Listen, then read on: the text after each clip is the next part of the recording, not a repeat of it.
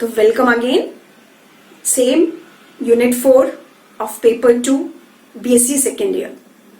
पिछले video lecture में जहां हमने चर्चा छोड़ी थी और जैसा प्रॉमिस किया था कि नेक्स्ट टाइम हम आएंगे तो हम एन स्लिट डिफ्रैक्शन की चर्चा, diffraction at n slits, n and n is very large. And what is n? Total number of slits. इसमें जाने से पहले let us understand what is diffraction grating. पहले मैं ये बता दूं आपको कि diffraction grating क्या चीज है।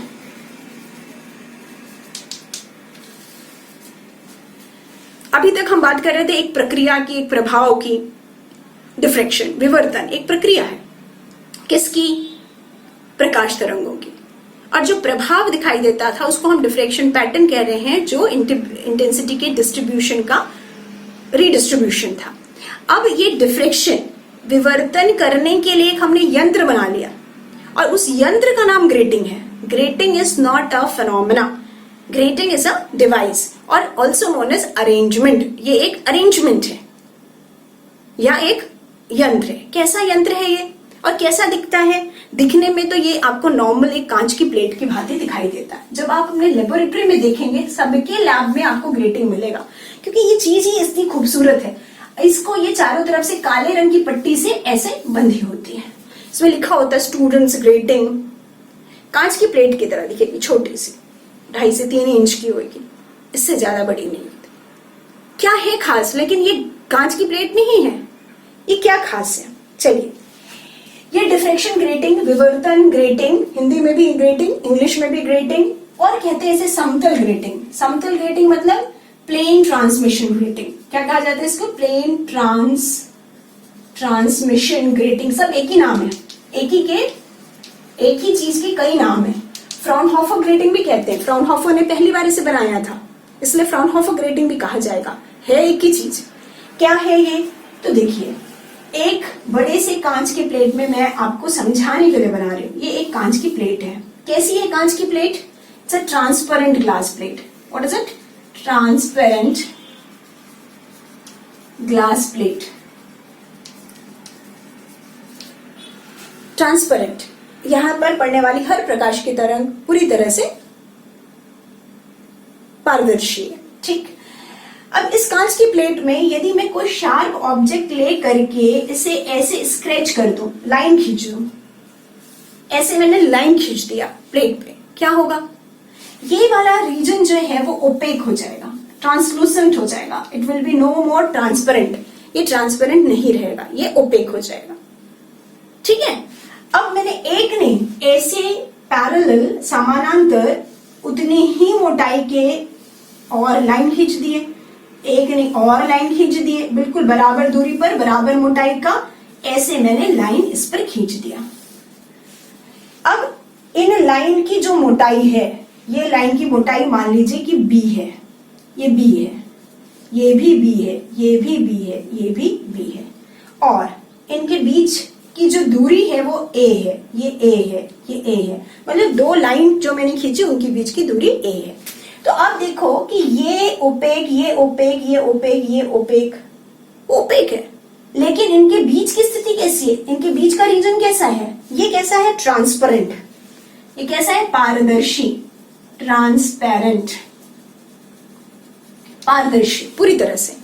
तो एक्चुअली ये जो दो ओपेक के बीच का जो ट्रांसपेरेंट रीजन है, यही स्लिट की भांति काम करता है कि लाइट जब इंसिडेंट होती है तो बाकी जगह से रुक जाती है और ये ए वाले रीजन से पार हो सकती है, इसलिए इसको कहा जाता है ट्रांसमिशन ग्रेटिंग।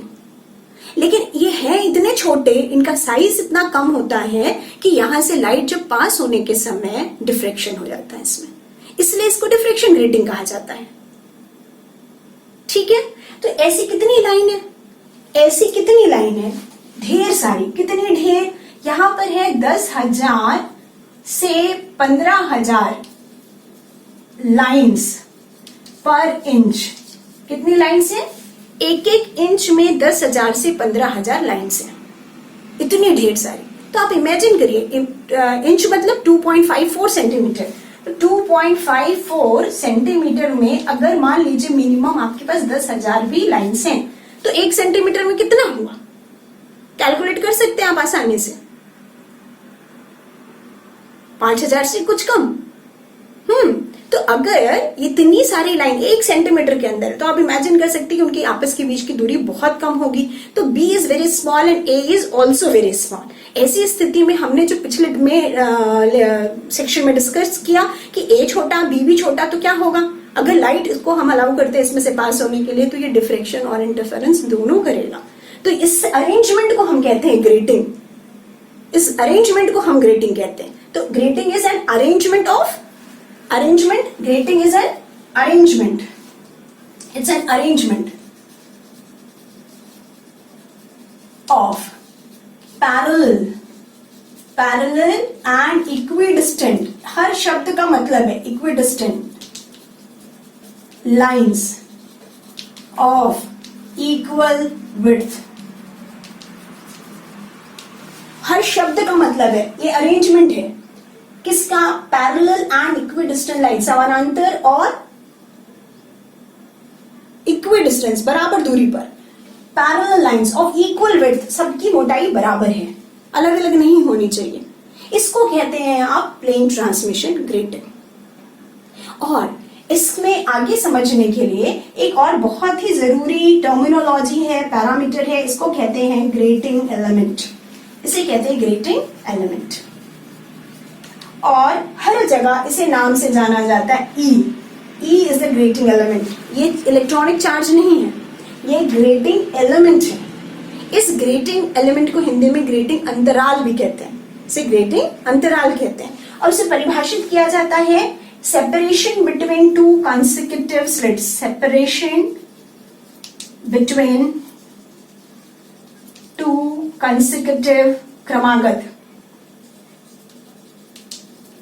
स्लिट्स, दो क्रमागत स्लिट्स के बीच के सेंटर की दूरी। तो ये एक स्लिट है और ये इसका सेंटर से इसके सेंटर के बीच का, कितनी ही पतली कितनी ही फाइन लाइन क्यों ना हो, कुछ ना कुछ तो विड्थ है उसका। तो विड्थ है तो उसका केंद्र भी होगा, सेंटर भी होगा। उसके मध्य से, पहले वाले के मध्य से दूसरे वाले के मध्य के बीच की दूरी को हम कहेंगे ग्रेटिंग अंतराल या ग्रेटिंग एलिमेंट। कितना होगा जरा इसे समझ के देखिए। तो ये a/2 plus b plus a/2, तो E is actually equal to, E is equal to कितना हो गया, a/2 plus b plus a/2, that is equal to a plus b।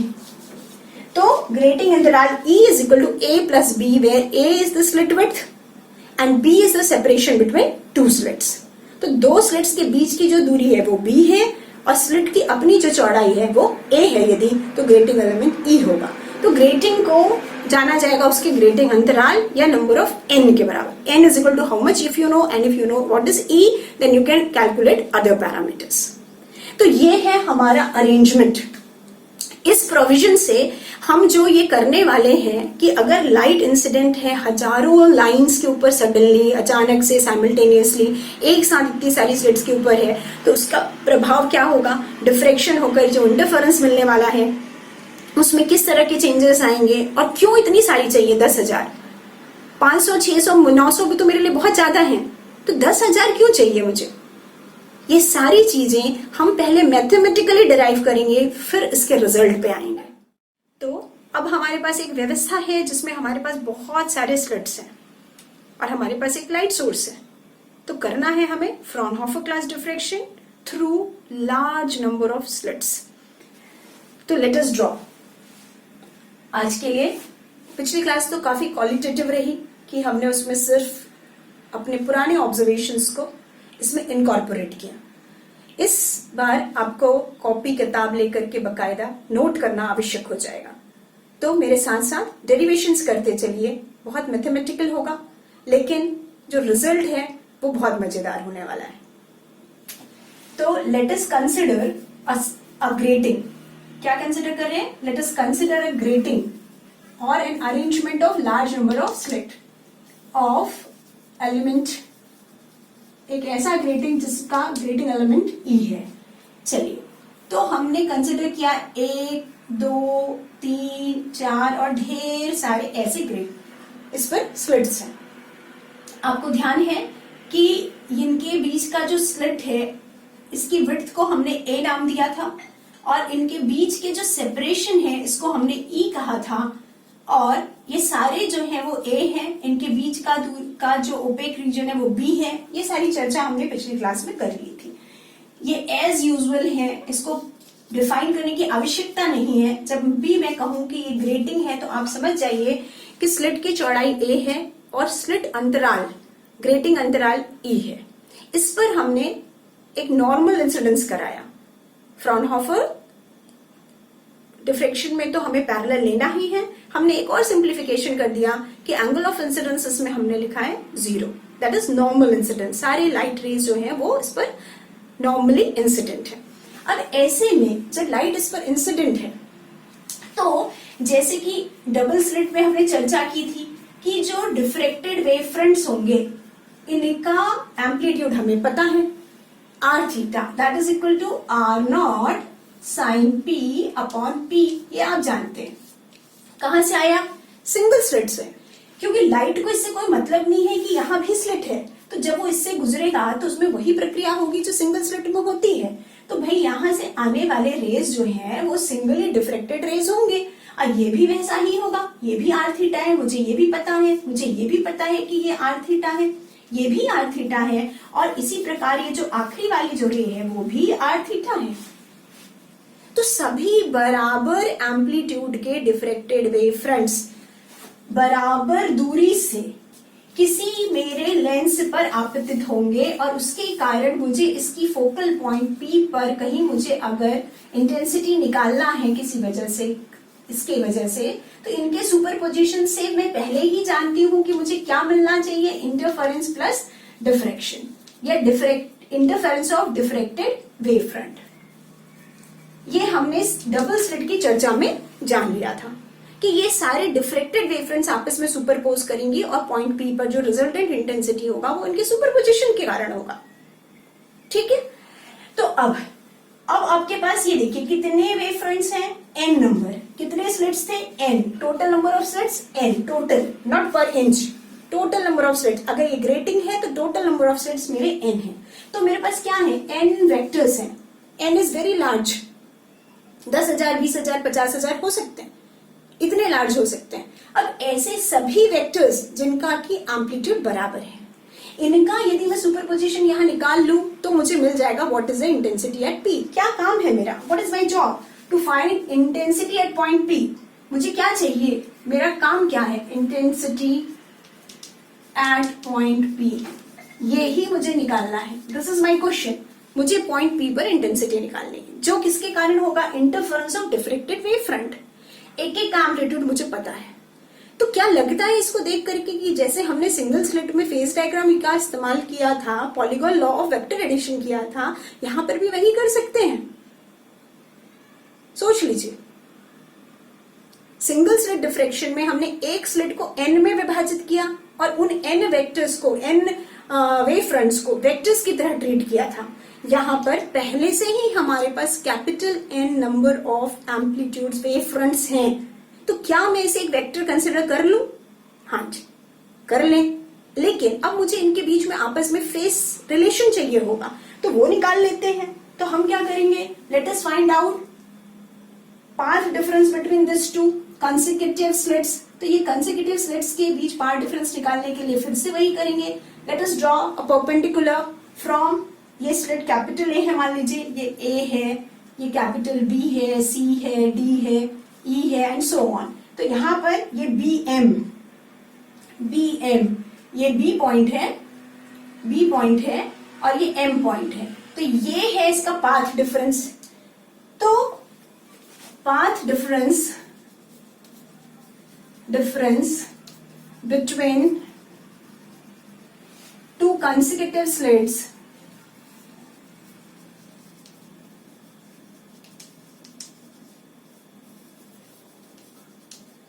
ये क्या है? BM। ये BM के बराबर है। अगर ये BM है और हमने जैसे पहले ही मेंशन कर दिया है कि if this is angle theta, angle of diffraction, तो this will also be angle theta. ये एंगल थीटा है, ये ई है, इनके बीच का सेपरेशन पहले ही लिखा हुआ है, ग्रेटिंग एलिमेंट ई, तो ये सेपरेशन कितना होगा, ई के बराबर। ये ई है, ये थीटा है, ये थीटा है, तो ये बी एम कितना हो गया, तो b m will be equal to e sine theta. B m is equal to e sine theta. What is b m? Path difference between two consecutive slits या wave fronts. It's obviously path difference between wave fronts from two consecutive slits. दो क्रमागत स्लिटों से निकलने वाले तरंगाग्रों के बीच का path difference, पथांतर।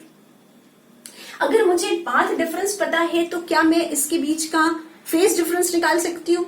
निकाल सकती हूँ, क्योंकि मेरे पास संबंध है।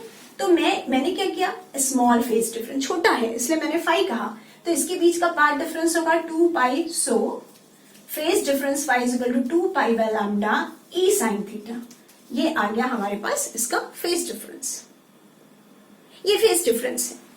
इसी प्रकार बी और सी से निकलने वाले डिफ्रेक्टेड वेव फ्रंट्स का भी फेज डिफरेंस इतना ही होगा, उसके बाद भी इतना होगा, किसी भी दो के बीच ले लीजिए इतना ही होगा। तो सारे फेज डिफरेंस बराबर है, सारे के एम्पलीट्यूड बराबर है। तो what I am going to do, using polygon law of vector addition. Polygon law, इसको बहुत विस्तार से हमने चर्चा कर ली है जब हमने सिंगल स्लिट एक्सपेरिमेंट पढ़ा था इन लेक्चर 3। तो using polygon law of vector addition, जिसमें हमने हर एक वेक्टर का एम्पलीट्यूड यदि बराबर है और ये इसके साथ जो फेज बना रहा है एंगल, इसको मैंने फाई नाम दिया, ये भी इसके बराबर है, तो जो दूसरा वेक्टर आर थीटा इससे फाई एंगल बना रहा होगा। और इस तरह से हमारे पास ढेर सारे ऐसे वेक्टर होंगे जिन सभी का एम्पलीट्यूड आर थीटा होगा और अपने पीछे वाले वेक्टर से वो फाई कोण बना रहा होगा। तो ऐसी स्थिति में जो मेरा रिजल्टेंट वेक्टर है ये आर है। ऐसी स्थिति में मेरा रिजल्टेंट वेक्टर होगा आर, जो मुझे पॉइंट पी पर एम्पलीट्यूड देगा, क्योंकि सुपरपोजिशन थ्योरम कहता है कि द इंटेंसिटी और amplitude at this point is equal to the vector sum of all this amplitudes. तो यही तो हमने किया। हमने क्या इस्तेमाल किया, polygon law of vector addition. सभी इक्वल और इक्वल फेज डिफरेंस वाले वेक्टर्स को इस तरह से अरेंज करने के बाद ये आर के बराबर है। तो जैसा हमने पिछले लेक्चर में किया था, ये आर का मान कितने के बराबर होगा, total number of vectors N sine N phi by 2। एक minute, polygon law of vector addition से resultant amplitude is equal to amplitude of one of the vector R theta sine total number of vectors N phi by 2 upon n phi by 2।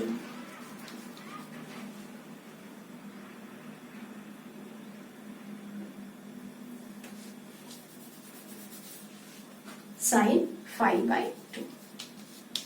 This is polygon law of vector addition का इस्तेमाल करके आप directly लिखिए कि एक एक का amplitude यदि आर थीटा है, total number of vectors capital n है, इनके आपस के बीच का फेज डिफरेंस फाई है, तो n phi by 2 upon sine phi by 2। This is amplitude at point p. कुछ नहीं करना है। अगर हमने फेज डायग्राम यूज किया, इनके फेज रिलेशन को यूज किया, polygon law of vector addition को यूज किया, हमें और कुछ नहीं करना, सीधे हम इस इक्वेशन पर आ सकते हैं। Very good. अब जरा मैं क्लीन करूं ताकि हम आगे प्रोसीड कर सकें। आप भी नोट डाउन कर लीजिए और एनालाइज करने के लिए तैयार हो जाइए। प्रक्रिया वही रहेगी जो हमने सिंगल स्लिट में करी है, सेम वही, सारा ट्रीटमेंट वही रहेगा, तरीका वही रहेगा। अब बस हमारे रिजल्ट्स थोड़े बदल जाएंगे। तो मैं इक्वेशन लिख देती हूं। हमारे पास रिजल्टेंट वेक्टर आया है r theta sine n phi by 2 upon sine phi by 2। Where? So let us substitute value of r theta। R theta का वैल्यू सब्सटीट्यूट करें जो कितना के बराबर है r naught sine P upon p. ये कहां से आया? सिंगल स्लिट डिफ्रेक्शन से। यस, यहां सब्सटीट्यूट करते हैं r is equal to r naught sine P upon p sine n phi by 2 upon, जरा यहां ध्यान से देखिए मैंने n से मल्टीप्लाई किया है साइन फाई बाई 2 लिखने के लिए सिर्फ, तो ये भी n से मल्टीप्लाई हो जाएगा। ध्यान से देखिएगा, आर थीटा का वैल्यू सब्सटीट्यूट करिए और इसके बाद से n से मल्टीप्लाई और डिवाइड कर दीजिए। क्यों करें अभी समझेंगे। अगर ये r है, r क्या है? एम्पलीट्यूड, तो इंटेंसिटी क्या होगी? I is equal to k times R square. I equals to k times R square मतलब n square R naught square. इन गणितीय एक्सप्रेशंस का फिजिकल मीनिंग निकालना होता है, इसलिए सारे एक्सप्रेशन बहुत इंपॉर्टेंट हैं। तो n r naught square sine P upon P का होल स्क्वायर, फिर sine N phi by 2 upon n sine phi by 2 का होल स्क्वायर। स्क्वायर किया, कुछ नहीं किया, क्या किया हमने? सिर्फ स्क्वायर किया। करके देखिए, फिर ये हो गया मेरा एक्सप्रेशन। अब इस एक्सप्रेशन में क्या करें? हम क्या करते हैं, हमें ध्यान है कि अगर theta tends to 0, p tends to 0, if p tends to 0, phi tends to 0, तो हम चलिए करके देखते हैं सेंट्रल मैक्सिमा जब ये अनडेविएटेड वेव फ्रंट जा रही है तो स्क्रीन के सेंटर पर हमें इंटेंसिटी क्या मिलने वाली है। तो let us do one thing, let theta tends to 0 implies that phi tends to 0 और p also tends to 0, p tends to 0। आपको याद दिला दूं, phi इज इक्वल टू हमने निकाला है 2 pi by lambda e sine theta, और p is equal to single slit diffraction में निकाला था pi a sine theta upon lambda. पिछले वाले लेक्चर्स में देख लीजिए, रेफर कर लीजिए। तो अब अगर मैं ये करूं, ये है मुझे आई थीटा के वैल्यू, तो अगर मैं इन सभी जगहों पर इनके वैल्यूज रख दूं तो मुझे क्या मिलेगा? Limit p tends to 0 sine p upon p is equal to 1। Limit p tends to 0, तो let us write I naught equals to k n square r naught square limit p tends to 0 sine p upon p का whole square. Then limit, यहां हम phi को 0 करने पर ये 0 bye 0 आ जाएगा, indeterminate form है। तो एक्चुअली हम इसमें करते हैं एल हॉस्पिटल रूल लगा करके लिमिट निकालते हैं जिसका वैल्यू n के बराबर आता है, इसलिए हम इसको पहले से n से डिवाइड करके रखें। ठीक है, और यहां हम करेंगे sine phi tends to 0, sine phi tends to 0 उस इनडिटर्मिनेंट फॉर्म को हटाने के लिए। तो ये हो गया sine n phi by 2 upon n sine phi by 2 square, that is equal to ये क्वांटिटी 1, ये क्वांटिटी 1, क्योंकि n से डिवाइड करके रखा है, तो ये हो जाएगा k times n square r naught square, that is equal to I naught. ये आई नॉट का वैल्यू है, दिस वन। तो अगर ये आई नॉट है तो मेरा आई का एक्सप्रेशन क्या हो गया? I equals to I naught, ये आई नॉट ये हो गया साइन p अपॉन p का whole square sine n phi by 2 upon n sine phi by 2 का होल स्क्वायर। क्या हो गया ये? i equals to I naught sine p upon p का होल स्क्वायर अपॉन साइन में इसको थोड़ा और साफ सुथरा लिख दूं,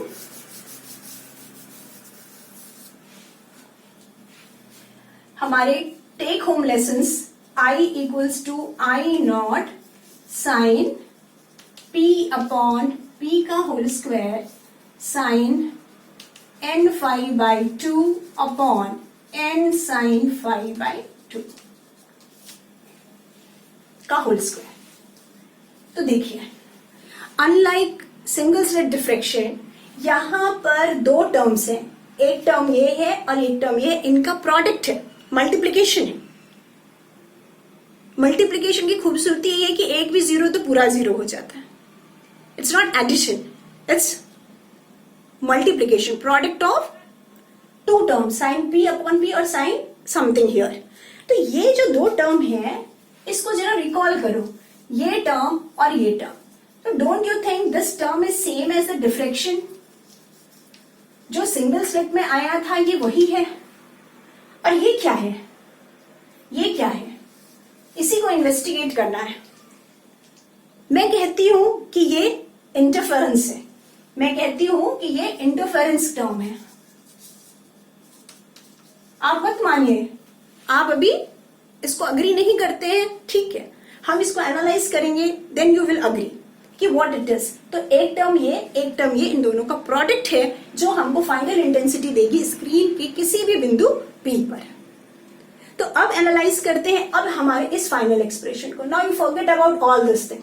आप इसको भूल सकते हैं, ये याद रखिए, ये याद रखिए, ये इक्वेशन याद रखिए, बाकी चीजें आप पीछे कर दीजिए. तो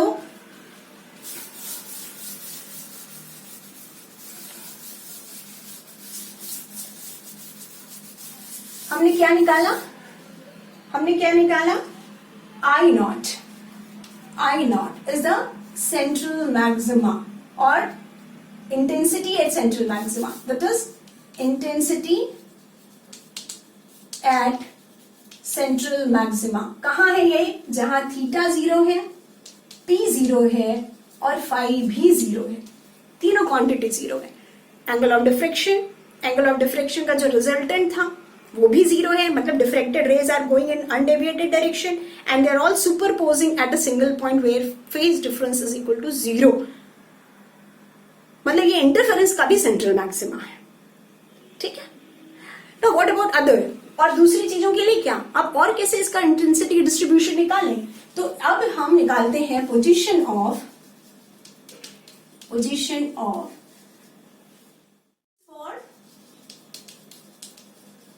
for secondary maxima or principal maxima. For principal maxima. Principal maxima कहाँ होगा, theta tends to 0, P tends to 0, phi tends to 0.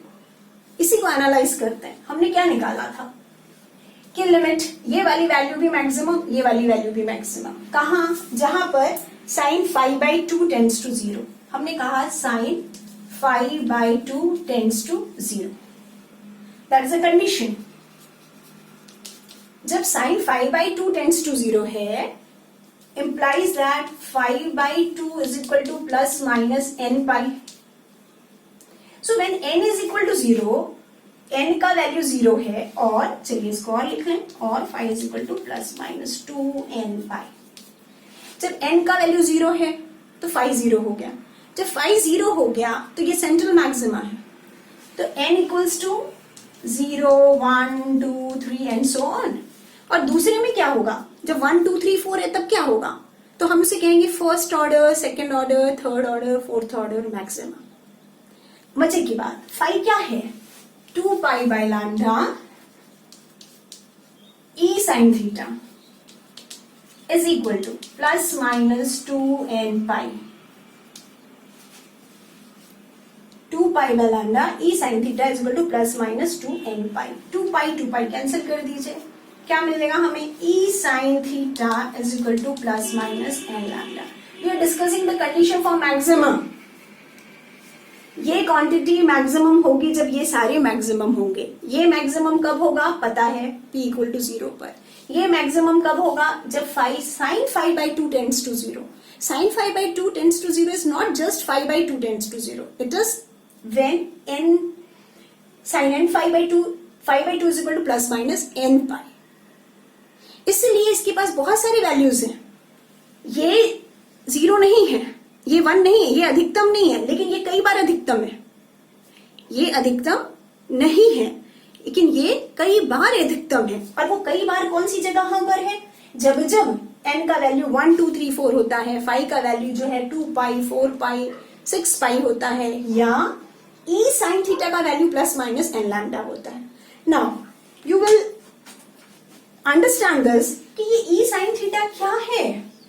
E sine theta इस डिफ्रेक्शन ग्रेटिंग के दो कंसेक्यूटिव स्लिट से निकलने वाले डिफ्रेक्टेड वेव फ्रंट का पाथ डिफरेंस है।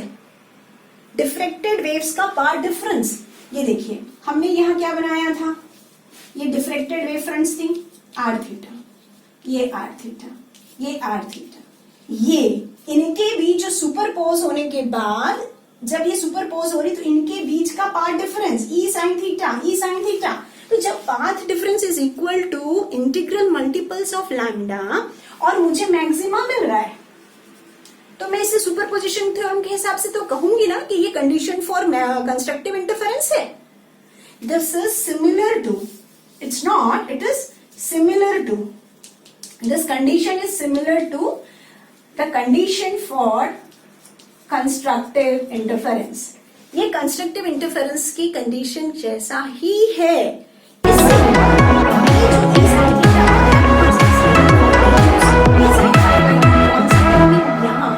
इसलिए मैं इसे कहती हूं interference term. Position of principal maxima, मुख्य उच्चस्थों की स्थिति हमारे पास आ गई है e sine theta is equal to plus minus N lambda. जहां जहां पर लैम्डा के इंटीग्रल मल्टीपल्स में है, यहां पर हमें मिलने वाला है प्रिंसिपल मैक्सिमा। और जैसे मैंने कहा कि ये कुछ नहीं बल्कि इंटरफेरेंस टर्म है। ये क्या है हमारा इंटरफेरेंस टर्म, क्योंकि हम इसी की एनालिसिस कर रहे हैं। अब हम आते हैं position of मिनिमास, position of minima. क्योंकि अगर इतने सारे हमारे पास मैक्सिमा है तो मिनिमा कहां पर होगा, तो हम ये तो जानते हैं, इसके बारे में चर्चा कर रहे थे, इसका एनालिसिस कर रहे थे कि ये कब मिनिमम होगा। तो ये कब मिनिमम होगा, I will be minimum if sine n phi by 2 upon n sin phi by 2 is equal to 0। और मिनिमम अगर ये 0 है मतलब न्यूमरेटर 0 है, डिनोमिनेटर 0 नहीं है, that is sine n phi by 2 equals to 0। sin phi by 2 is not equal to 0, only sin n phi by 2 is equal to 0। तो अब ऐसी स्थिति में अगर ये है implies that, क्या मतलब हुआ कि n phi by 2 is equal to plus minus pi का इंटीग्रल मल्टीपल्स। इंटीग्रल मल्टीपल्स हम n लेते हैं, लेकिन हम n ले चुके हैं, इसलिए हम इसे लिखेंगे m। m can be anything, m can be 0 1 2 3 4 and so on, जैसा कि हम लेते हैं। अब देखिए इसे हम फाई का मान हमने कहीं लिखा है, phi is equal to 2 pi by lambda e sine theta. आप अपने पेजेस पलट के देख सकते हैं, ये वैल्यू थी। इसको यहाँ सब्सटीट्यूट अगर हम करें तो ये मुझे मिलेगा n 2 pi by lambda e sine theta upon 5/2, तो 2 that is equal plus minus m पाई। देखिए क्या निकल कर आने वाला है, यहाँ से 2 2 कैंसिल और पाई पाई कैंसिल, तो मुझे मिला pi e sine theta is equal to plus minus m upon n lambda. Pi is cancel, so okay rub it. तो हमारे पास एक संबंध है e sine theta is equal to plus minus m upon n lambda. तो जो हमारे निम्निष्ठ होंगे, मिनिमा होंगे, कहां पर होंगे, जहां पर हमारा ये जो पाथ डिफरेंस है e sine theta is equal to plus minus m lambda. क्या मतलब है इसका, n क्या है, total number of slits, small m क्या है, values 0 1 2 3 4, can it be 0? Now if m is equal to 0 यदि हम रखते हैं तो ये पूरा 0 हो जाएगा, लेकिन ये तो कंडीशन है मैक्सिमा की, तो m can not be equal to 0। m is equal to 1 2 3 and then m can not be equal to capital N, it can not be equal to 2n। क्या है इसका मतलब, जरा देखते हैं, इसको समझिए। This is condition for minima, आराम से आ गया, ये हमारे मिनिमा की पोजीशन से। इसका मायने क्या है, let us take an example. चलिए n का मान, n मतलब 4 ले लेते हैं, n मतलब टोटल नंबर ऑफ स्लिट्स। जैसे हम पिछली क्लास में बात कर रहे थे डबल स्लिट की, 2 स्लिट थे तो n का मान 2 हो गया। हम यहाँ पे बात करें 4 स्लिट्स, समझने के लिए। वैसे तो मैंने कहा था कि n तो यहाँ हजारों में है, 1000 लेकर के कैलकुलेशन करना डिफिकल्ट हो जाएगा, तो हम 4 के लिए समझते हैं। तो ये 4 यदि है तो मेरा वैल्यू क्या आएगा, e sin थीटा का वैल्यू यदि m अपॉन n तो प्लस माइनस 0/n आपने किया, फिर आपने किया लैम्डा 1 अपॉन n लैम्डा, मतलब 4, ये 4 ले लीजिए, ये 4 ले लीजिए, 2/4 लैम्डा, 3/4 लैम्डा, चलिए 4/4 लैम्डा भी ले लीजिए, 5/4 लैम्डा ले लीजिए। ये सारी वैल्यूज आ रही है, हम m की वैल्यू इंक्रीज कर रहे हैं। अब देखिए यदि आप 0 रख देते हैं इसको तो ये क्या होगा 0, तो लेकिन ये कंडीशन है प्रिंसिपल मैक्सिमा की, तो यहां मुझे मिलेगा प्रिंसिपल मैक्सिमा मुख्य उच्चिष्ट, तो ये 0 नहीं हो सकता, 0 पर मिनिमा नहीं मिलेगा, हमें प्रिंसिपल मैक्सिमा मिलेगा।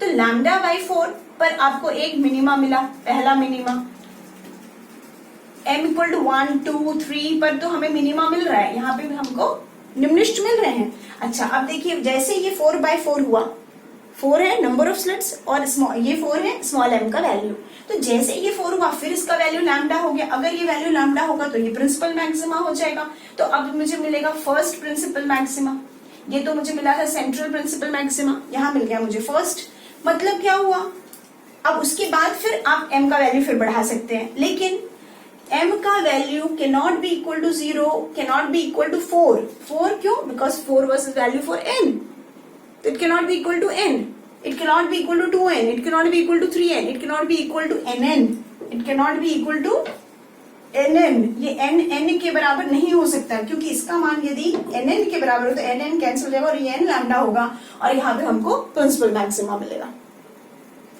ठीक है, मान लिया, लेकिन और एक बात हम ऑब्जर्व कर सकते हैं कि देखिए ये सेंट्रल प्रिंसिपल मैक्सिमा, ये फर्स्ट प्रिंसिपल मैक्सिमा, उस 4 स्लिट वाले अरेंजमेंट में ही 2 प्रिंसिपल मैक्सिमा के बीच 1, 2, 3 मिनिमा आ रहे हैं।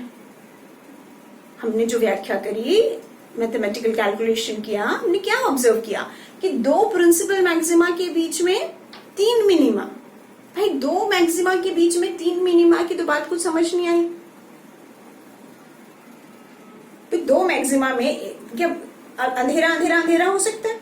अंधेरा तो तभी होगा ना जब आपके पास अगर मिनिमा मैक्सिमा होगा, तभी तो उसका एग्जिस्टेंस है। तो ये कैसे संभव है?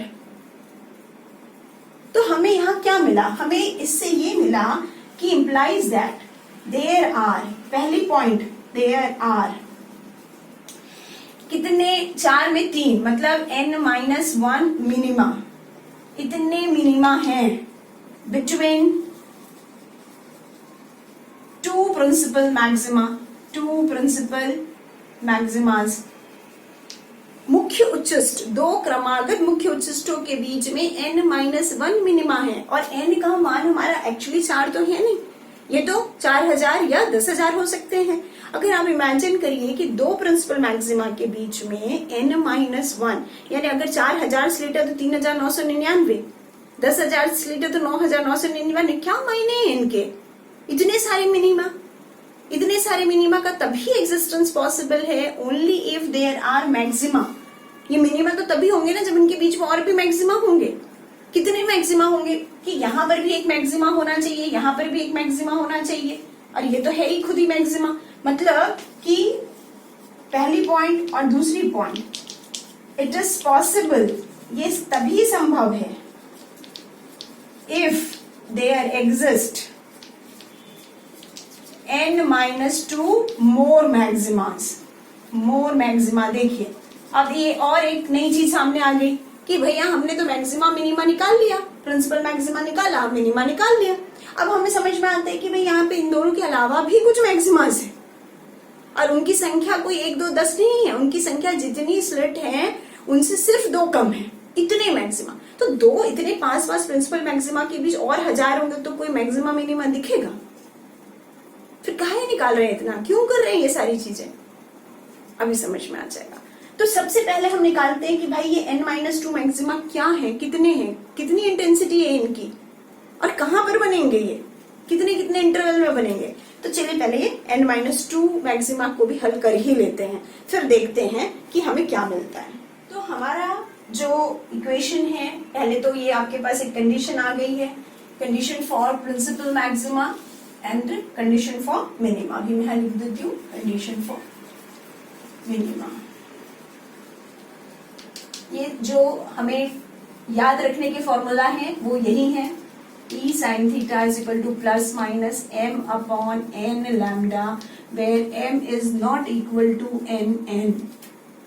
Okay, so this is, and n equals to 0, 1, 2 and so on. n equals to 0, 1, 2, 3 and so on.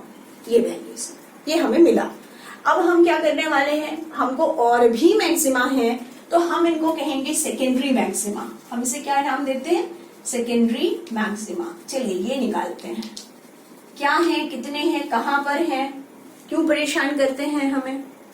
तो एक बार तो हमने इसको मैक्सिमा मिनिमा करके देख लिया। अब हम दोबारा क्या करेंगे, फिर से गणित लगाएंगे।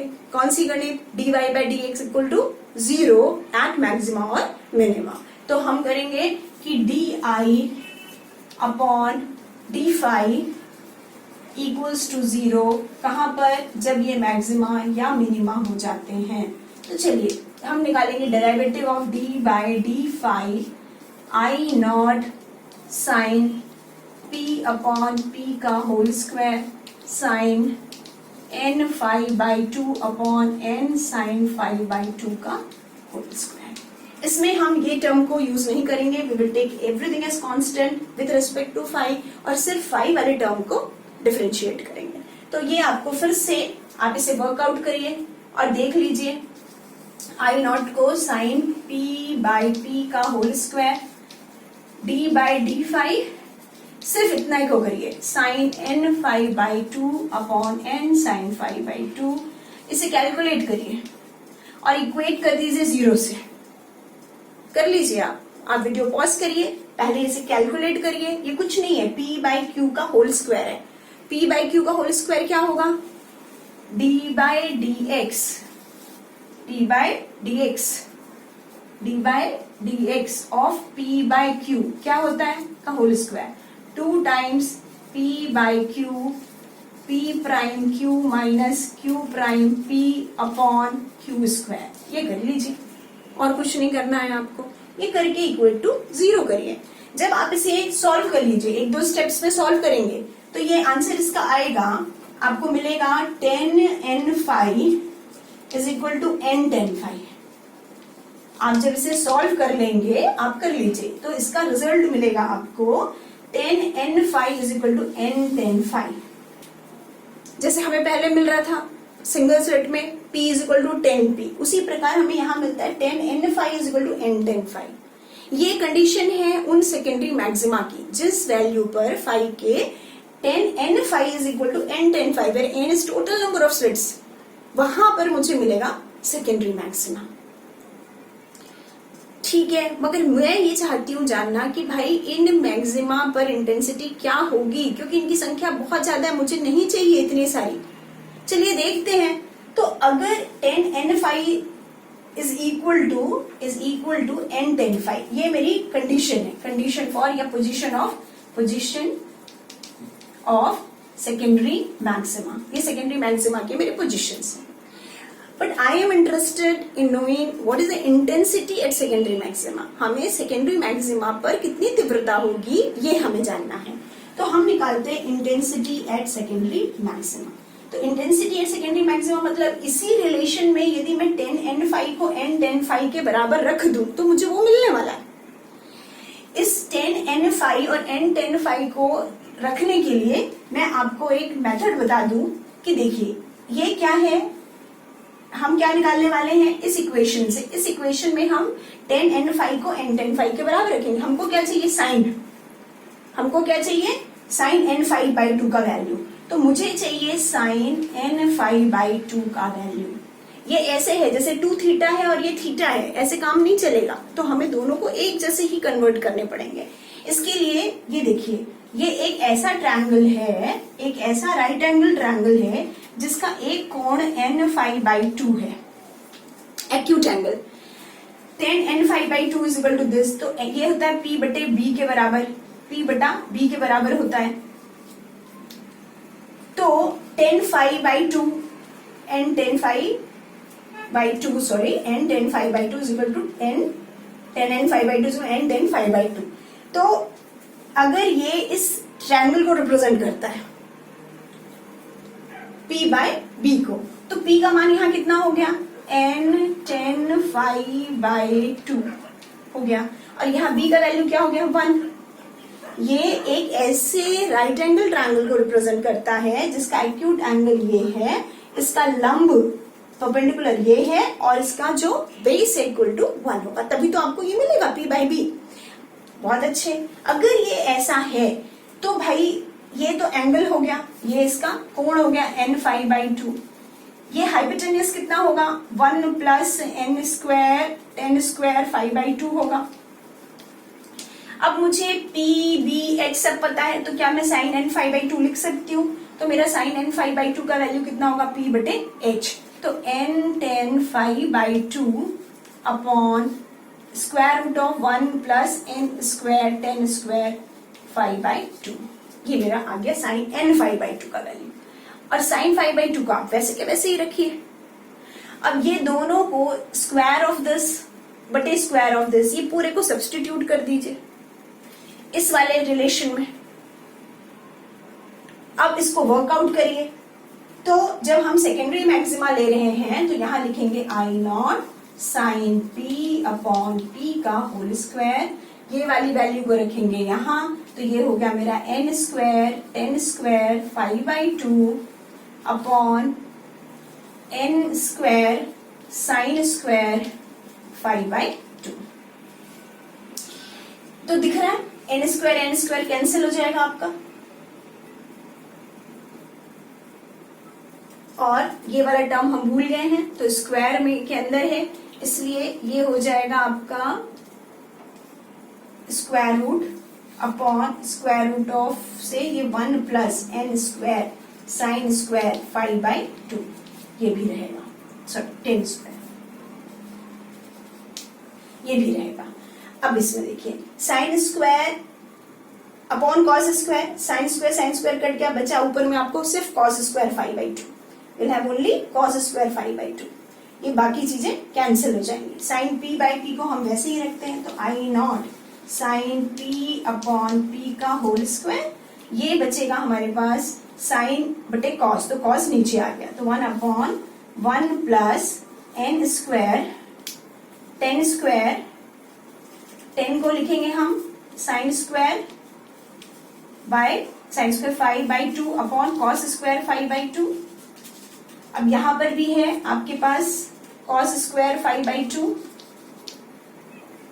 अगर मैं इसको cos स्क्वायर phi by 2 से मल्टीप्लाई करूं तो ये मैं कैंसिल कर सकती हूं, तो let me multiply it by cos square phi by 2 हो गया। अब देखिए, तो क्या मैं यहां पर थोड़ी जगह बना लूं तो मुझे क्या मिलेगा, that is equal to I naught sine p upon p का होल स्क्वायर, और ये क्या हुआ cos स्क्वायर को हम लिखेंगे 1 minus sign square phi by 2, cos square को लिखेंगे हम 1 minus sign square phi by 2। तो मुझे क्या मिलना है, यहाँ 1 है, यहाँ मिल रहा है n square minus 1 sine square phi by 2, ठीक है। तो ये हुआ मेरा 1 अपॉन 1 plus n square minus 1 sine square plus 1 cos square हो जाएगा, cos स्क्वायर 1 माइनस हमने साइन स्क्वायर phi by 2 लिख लिया, तो ये 1 plus n square minus 1 sine square phi by 2, right.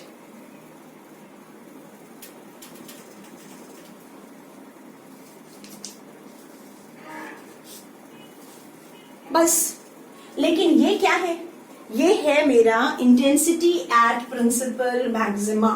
तो अब मैं क्या मिल गई, intensity at secondary maxima is equal to the intensity at principal maxima, intensity at principal maxima upon 1 plus n square minus 1 sine square phi by 2।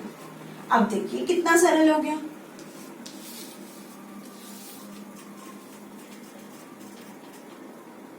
इसका मान secondary maxima अधिकतम कब होगा, जब ये न्यूनतम होगा। या ये न्यूनतम कब होगा? जब ये अधिकतम होगा। कब होगा? जब इसका अधिकतम मान साइन स्क्वायर 5/2 1 के बराबर हो जाएगा। जब ये 1 के बराबर होगा तो ये 1 और 1 कैंसिल हो जाएगा और ये बचेगा n स्क्वायर। ये बचेगा n स्क्वायर। तो जब ये n स्क्वायर होगा तो इसका मतलब है कि intensity at secondary maxima is approximately equal to, या अधिकतम इसका वैल्यू है इंटेंसिटी अपॉन n स्क्वायर। क्या मतलब हुआ इसका? कि जैसे जैसे हम n का मान बढ़ाते हैं, n क्या है? Number of slits in the grating. उस ग्रेटिंग में जैसे जैसे स्लिटों की संख्या बढ़ती जाती है वैसे वैसे सेकेंडरी मैक्सिमा की इंटेंसिटी कम होती जा रही है। ये है खूबसूरती।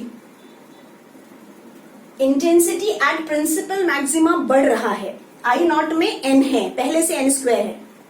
तो जैसे आपने n की संख्या बढ़ाई, 5, 10, 20 किया, तो इंटेंसिटी प्रिंसिपल मैक्सिमा की तो बढ़ गई और साथ ही सेकेंडरी मैक्सिमा है वहां पर, लेकिन उनकी इंटेंसिटी घटती चली जाएगी। इसलिए आप जितना ज्यादा बढ़ाएंगे उतना सेकेंडरी मैक्सिमा की इंटेंसिटी कम होती चली जाएगी। तो जैसे जैसे हमने उसे देखा कि हम 5, 10, 20, 50 करते हैं तो हमारा जो इंटेंसिटी डिस्ट्रीब्यूशन पैटर्न था वो एक्चुअली वो मफल्ड हो रहा था, ये एक दूसरे से मिक्स हो रहे थे। तो अभी जब हमने बढ़ाना और बढ़ाना और बढ़ाना शुरू किया तो देखा कि अब intensity at secondary maxima is decreasing rapidly, n square times decrease हो रहा है। इसलिए हम इसे इतना कम करते हैं। ये चीजें आपको और भी क्लियर हो जाएंगी जब हम I वर्सेस फाई कर्व बनाएंगे with respect to n। For different values of n के अलग अलग मानों के लिए यदि मैं इंटेंसिटी और फाई का कर्व, फाई क्या है? एंगल ऑफ डिफ्रेक्शन, इसके लिए यदि हम कर्व बनाएं तब हमें समझ में आता है कि क्यों हमको 1000 स्लिट चाहिए, क्या हुआ 1000 स्लिट बनाने से। अभी हम इसे ड्रॉ करते हैं। तो देखते हैं इस रिजल्ट की खूबसूरती, इस पूरे मैथमेटिकल डेरिवेशन की अब जो एक्चुअल ब्यूटी है वो समझ में आएगी। तो जरा जगह बना ले, इतना काफी होगा मेरे ख्याल से।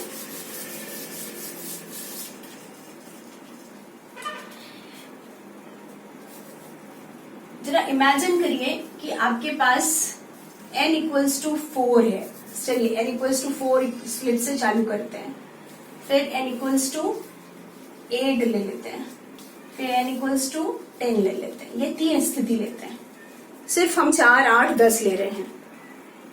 अब इसके लिए हम I वर्सेस फाई कर्व बनाते हैं, I versus phi curve, phi के साथ। तो जैसा मैंने पहले कहा, क्या होगा? इसका एक सेंट्रल मैक्सिमा है, डिफ्रेक्शन मैक्सिमा है, और उसके अंदर हमें मिलेंगे, ये है हमारा ये curve I naught sine P upon P का होल स्क्वायर कर्व है। ये है हमारा डिफ्रेक्शन कर्व I नॉट। ठीक है, ये हो गया।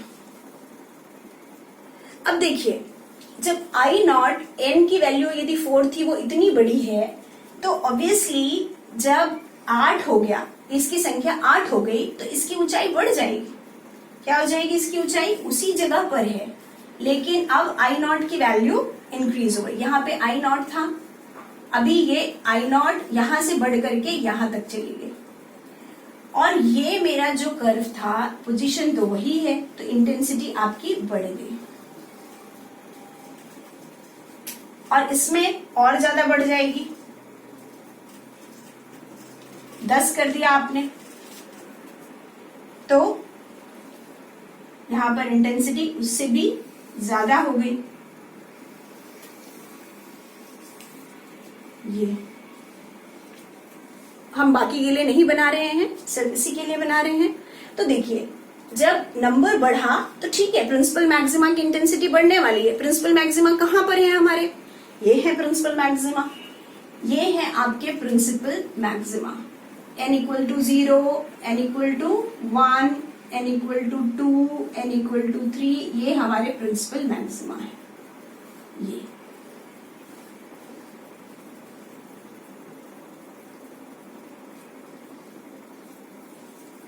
ये हमारे प्रिंसिपल मैक्सिमा है जो हमको e sine theta is equal to N lambda से आया, ये वाले e sine theta is equal to N lambda में आने वाले ये मैक्सिमा है। ठीक, अब हमने क्या कहा था कि अगर n इक्वल्स टू 4 है तो दो प्रिंसिपल मैक्सिमा के बीच कितने मिनिमा होने चाहिए? 3 मिनिमा होने चाहिए। मतलब यहां अगर मेरे पास मिनिमा है तो ये मुझे एक नहीं, यहां पर कितने मिलने चाहिए? 1 2 3 मिलने चाहिए, जिसकी इंटेंसिटी जो होगी वो सेकेंडरी मैक्सिमा की इंटेंसिटी n स्क्वायर टाइम्स कम होगी। मतलब 4 का स्क्वायर 16 टाइम्स कम। इसको अगर मैंने 16 हिस्सों में डिवाइड किया तो जो मेरे पास वैल्यूज आएंगी उस हिसाब से मुझे मिलने वाला है यहाँ पर मैक्सिमा या मिनिमा की इंटेंसिटी।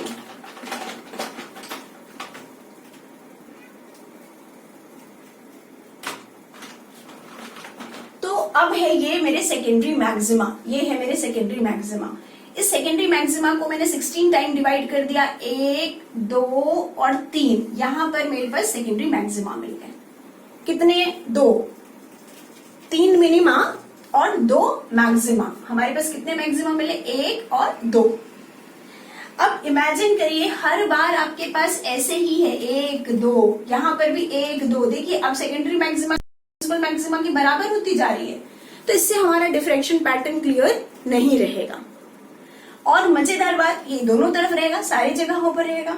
अब देखिए यहां क्या होगा, यहां आपके पास प्रिंसिपल मैक्सिमा और शार्प हो गए। क्यों शार्प हो गए? क्यों शार्प हो गए? क्योंकि अब हमारे पास 8 है तो इसकी इंटेंसिटी तो बढ़ी, इसका पोजीशन वही रहेगा। लेकिन अभी मुझे समझना होगा कि इस 8 के कारण मेरे पास यहाँ 7 मिनिमा और हैं। 7 मिनिमा मतलब 6 मैक्सिमा और हैं।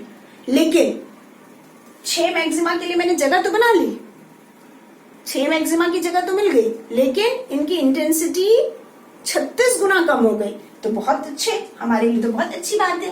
तो यहाँ 1 2 3 4 5 6 ऐसे मैक्सिमा बन गए, ऐसे। तो देखिए ब्रॉडनिंग कम हो जाएगी, शार्पनिंग बढ़ेगी और सेकेंडरी मैक्सिमा की इंटेंसिटी भी कम हो जा रही है। मतलब अब 1 2 3 4 5 6 के बाद ही हमें एक और प्रिंसिपल मैक्सिमा मिलेगा।